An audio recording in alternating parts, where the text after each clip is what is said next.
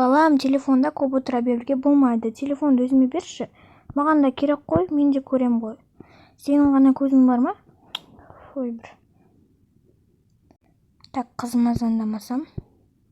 Алло, қызым, қалың қалай? Сен бүгін келесің ба? Я, мама, мен келем. Қалай, экзаменнен өттің ба? Жақсы өтіп кеттің ба? Әйтеуір, мен сені уайымдап жатып едім. Я, мама, экзаменнен 130-дан 28 алдым. Молодец, жаным, сол. Енді осыны тойлатамыз ғой. Молодец, мен сені мақтан тұтамын. Давай бүгін кел үйге. Я, мама, бүгін итак келем. Мен қазір билет сатып аламын да, бүгін кешке қарай келуім мүмкін. Я, қазір әкеңе де звондап көрейін.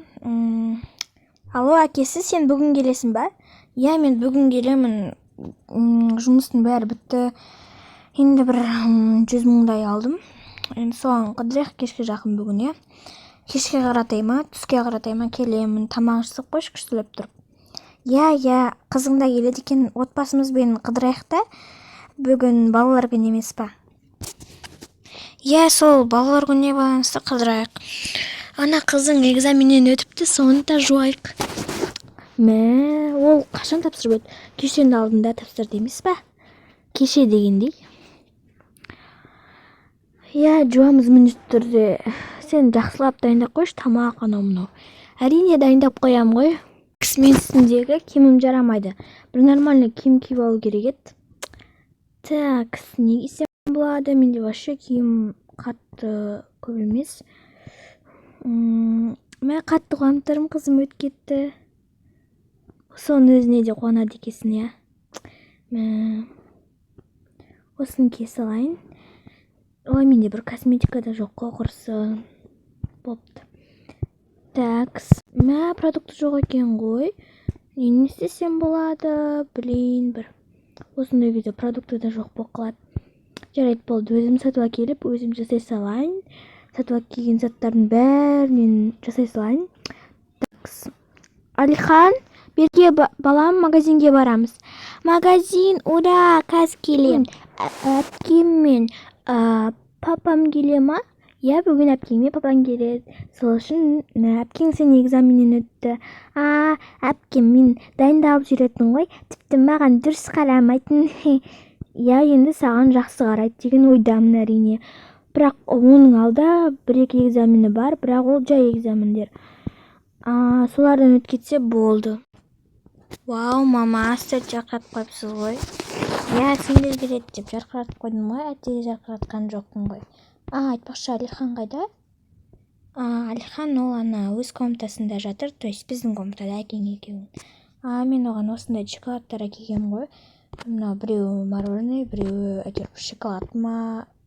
Короче, сондай ғой. Қазір апарып берейін оған. Қуанып қалар.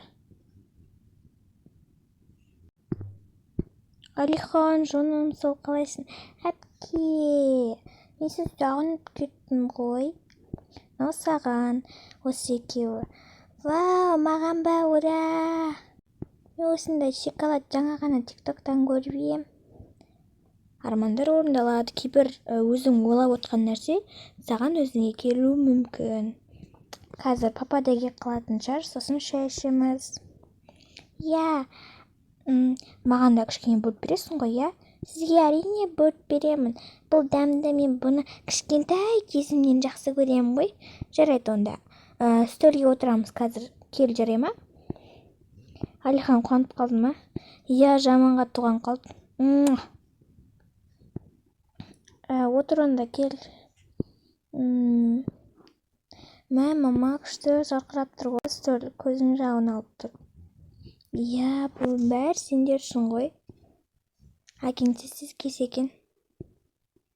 Айтпақшы, әкемнің бір жұмыстар шыққан шығар. Я. Мен келдім. Қалайсыңдар? Сағынып кеттім ғой өз отбасымды. Қалайсың, доча? Жақсы тапсырдың ба? Я, жақсы тапсырдым, бәрі ойдағыдай өтті.